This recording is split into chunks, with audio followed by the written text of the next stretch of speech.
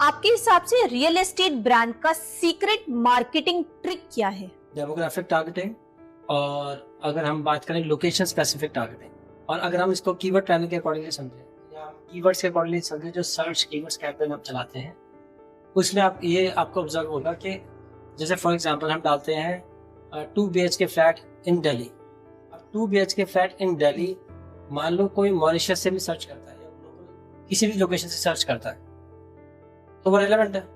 लेकिन ज्यादातर लोग सिर्फ इसको लोकल चला के चलते हैं। मान लो कोई दिल्ली का एक कोई पर्सन यूएस में सेटल है और वो अपना रिटायरमेंट यहाँ प्लान कर रहा है और वो वहां से सर्च करता है 2 BHK फ्लैट इन दिल्ली, और आपकी एड सिर्फ यही दिख रही है, तो उसका जो इम्पैक्ट है मैं बोलूँगा वो एक लिमिटेड रहेगा। अगर आप सिर्फ दिल्ली एनसीआर में चला रहे हैं, अगर आप ब्रॉड या ग्लोबली भी चलाएंगे, लेकिन इसमें आपको ध्यान रखना है कि आपके कीवर्ड बड़े स्पेसिफिक होने चाहिए। कीवर्ड स्पेसिफिक होने चाहिए। नेगेटिव कीवर्ड जो है वो थोड़े से ज्यादा ऑप्टिमाइज होकर डले हुए होने चाहिए, और ये भी ध्यान रखना पड़ेगा कि सेम नाम की लोकेशन ग्लोबली कहीं और तो नहीं है। इन चीजों का आप ध्यान रखेंगे तो आपको बहुत बेटर रिस्पॉन्स इसमें समझ में आएगा।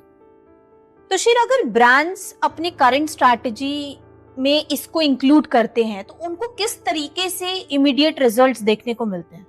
उसमें ये एक बहुत ही सब्जेक्टिव है, हमें समझना पड़ेगा। इसमें कैंपेन टू कैंपेन जाके थोड़ा सा एनालिसिस करना पड़ता है, क्योंकि अभी मैं जो बात करूंगा वो सबके लिए मे भी रेलेवेंट ना हो, लेकिन ज्यादातर के लिए जो चीज रेलेवेंट है वो मैं आपको बता देता हूँ। जब भी आप कैंपेन बना रहे हैं, अगर हम गूगल की बात करते हैं तो गूगल के केस में नेगेटिव कीवर्ड्स बहुत मैटर करते हैं। नेगेटिव कीवर्ड्स बेसिकली क्या हो गए कि किन कीवर्ड्स में आपको अपनी ऐड नहीं दिखानी है। ऐसे कौन से वर्ड्स हैं, जैसे फॉर एग्जांपल कोई डील ही लग्जरी फ्लैट्स में करता है जिसके फ्लैट एटलीस्ट 3 BHK से स्टार्ट है, तो उसके लिए 2 BHK 1 BHK जो है वो नेगेटिव हो जाएगा। जहाँ पे भी कोई 1 BHK या 2 BHK डाल रहा है, अगर किसने स्पेसिफिकली स्क्वायर फीट के अकॉर्डिंगली डाला हुआ है तो कुछ पर्टिकुलर स्क्वायर फीट उसके लिए नेगेटिव हो सकते हैं। फिर अगर किसने पर्टिकुलर सोसाइटी डाली है, सोसाइटीज के नाम डालते हैं, किसी पर्टिकुलर लोकेशन का नाम डालते हैं जो आपकी टारगेट निश ऑडियंस को मैच नहीं करता, तो आप उनको भी नेगेटिव में डाल सकते हैं। तो ऐसी बहुत सारी चीजें हैं जिसको आप नेगेटिव में डाल देंगे, स्टार्टिंग में ही ऑप्टिमाइज कर देंगे तो आपका काफी पैसा जलने से बच जाएगा।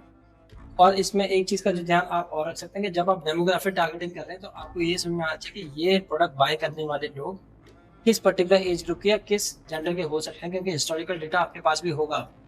अकॉर्डिंगली ऐसे ही चीज को आप कैंपेन में भी ऑप्टिमाइज कर सकते हैं। तो गाइस, अगर आपको भी ये सीक्रेट ट्रिक यूजफुल लगी है तो कमेंट करें, लाइक करें और हमारे चैनल को फॉलो करें।